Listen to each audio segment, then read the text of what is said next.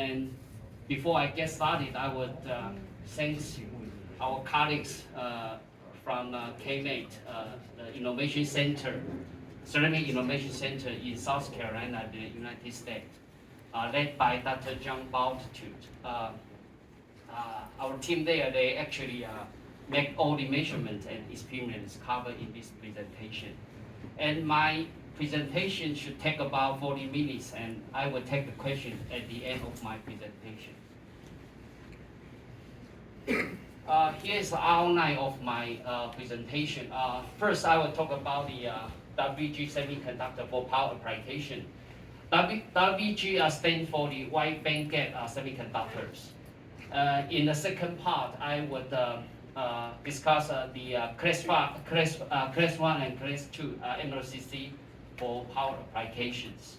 And in the third part, I will show some examples using our pattern process to make the leadless stacks by using the transient liquid phase sinter interconnect. And the final part will be the summary. And the benefits of the late presenter is you always have time to revise your presentation. So I add a few slides to introduce our company. Now YAGEO Group, we have three market brands, YAGEO, KMate, and Pulse.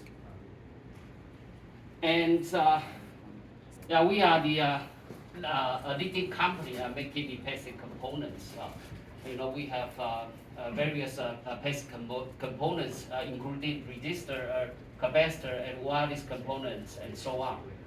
And the sales revenue last year is over 4.5 billion US dollars. And YAGEO was founded in 1977 through the organic growth and the continuous acquisition.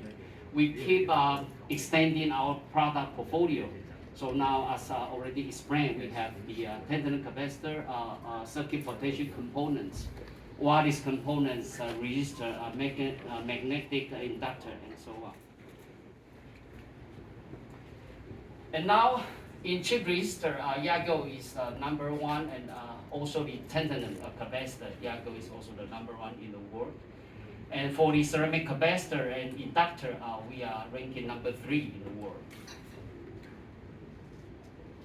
And as already explained, our sales revenue last year is over 4.5 billion US dollars, and we have over 40,000 employees worldwide.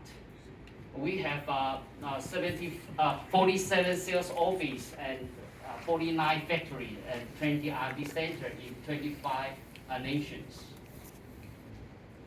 And this is our MLCC factory. We have the factory in China, Dongguan and Suzhou.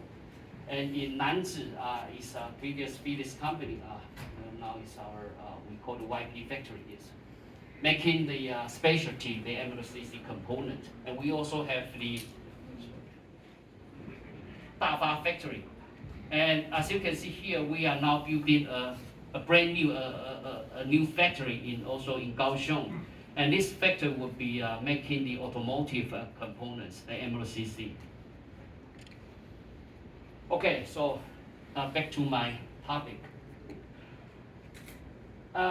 The wide band semiconductor actually is emerging technology. And the common material for the WBG semiconductor is gallium nitride and silicon carbide. And the major advantage using the WBG semiconductor is it has a higher energy efficiency. So it will generate less heat, so less cooling will be necessary. And the table at the bottom side, as you can see, we compare the power conversion efficiency between the silicon semiconductor and the WBG gallium nitride and silicon carbide. The overall, by using the WBG semiconductor, the power consumption efficiency is higher than the silicon base. And at the right-hand side is the infinite figures. the silicon carbide is expected to be used in the middle range, the power levels ranging from 5 kilowatt to 500 kilowatt, the frequency from 10 kilohertz to 10 megahertz. And for the gallium nitride, it used for the relative lower power level, but the frequency is higher than the silicon carbide and silicon semiconductor. The major takeaway here is with the WBG Semiconductor, actually the switching frequency is getting higher. They bring a lot of the challenge to the capacitor designs. And the plot on the right hand side, it shows the capacitance required to suppress the DC link ripple current. And we can calculate capacitance needed by the equations shown on the above. That was modified by the Professor Kennel from the Technical University Munich in Germany. So as you can see, when the frequency is getting higher in kilohertz range, the capacitor needed is move away from the film capacitor or the electrolytic capacitor more to the ceramic capacitor, at least at a lower power level range. And moreover, the higher switching frequency of the wide bandgap semiconductor, they also trigger the ceramic development to be a smaller test size and lower ESR, lower ESL, lower inductance, and lower loss capacitors, and also with the high DVDT, DLDT handling capability. The higher operation voltage, they need the capacitor to be more reliable at higher rated voltage. And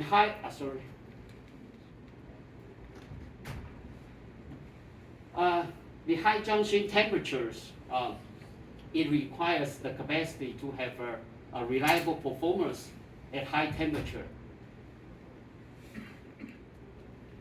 And this photo shows the electric vehicle application. We can see the system like the DC-DC converter and the wireless charging system, and also the traction motor inverter. As you can see, the power level shows here is ranging from 100 to 600 kilowatts. So it favors the application of the silicon carbide semiconductors. And the onboard charger, the power level is relatively lower. So even gallium nitride and silicon, as well as the silicon carbide, will be used. This slide is, I think, is the key drivers for the silicon carbide inverters. As you can see here, this photos was from the extra watt. They compare silicon carbide MOSFET and the silicon IGBT. As you can see here, when using the silicon carbide inverter, the power loss is much decreased. So even the silicon carbide is relatively more expensive than the silicon, but the beta efficiency means we can have a long range vehicle, or we can use a smaller battery. So overall, the cost could be compensated from the long range vehicle or the smaller battery. And this plot also from the XWatt, it shows the battery capacity versus the motor power. The red spots in this plot is the electric vehicle. They already use the silicon carbide semiconductors, and we believe more and more the EV cars, they would start using the silicon carbide. And this slide shows the charging applications. No matter it use the onboard charger or the wireless charger, both of them they use the resonant circuits with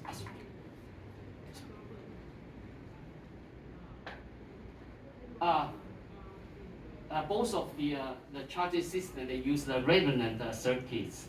So with a higher AC voltage and higher AC current, they may generate unwanted the heat, consume the power. So that's why we will need high performance capacitors for these applications.